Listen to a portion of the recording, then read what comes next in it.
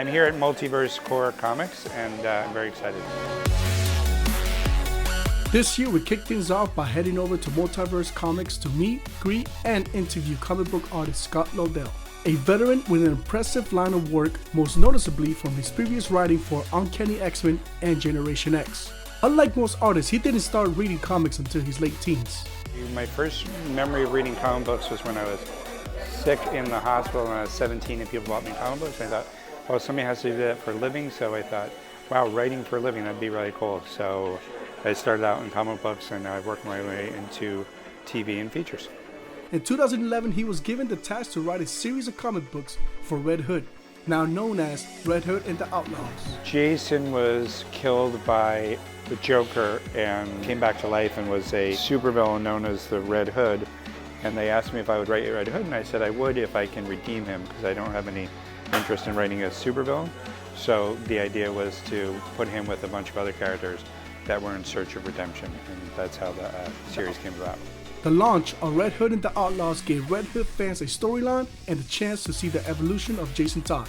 After Rebirth, Red Hood teamed up with Artemis and Bizarro, and in issue 26, we saw not only the change of Red Hood's persona, but also his look. Red Hood has a new look, and part of that was the decision to play up this kind of outlaw, and the world's most famous outlaw was Robin Hood. After his best friend Roy died, he decided to change up his look, and what we realized was up until this point he had a lot of body armor, and now he's more in a t-shirt, and we realized that that's him trying to experience the pain and the hurt that he's feeling. He was feeling vulnerable, so let's make him look vulnerable and make him feel more in the moment, less like a superhero. His writing for comic books is not only what he's known for. He has written a number of TV shows and movies like Man of the House and Happy Death Day, in which he wrote and created, taking inspirations from DOA and Groundhog Day. There's an old movie called DOA, which opens up with a guy going into the police station and saying, I'd like to report a murder. And they said, who got murdered? And he says, I did. And then you realize that he got poisoned and he only has a week to figure out who killed him.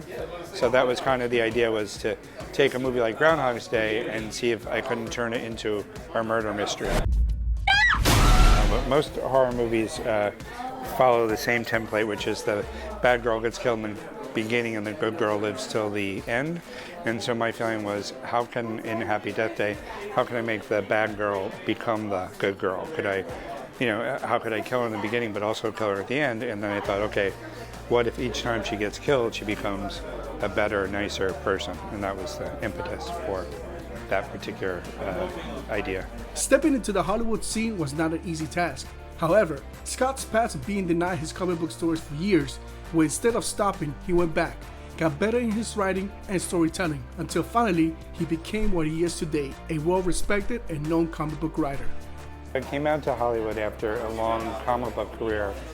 I wanted to write, and people are like saying, well, you've written a lot of comic books, but movies are totally different and TV pilots are totally different. I'm like, they're not that different. It's words and telling a story.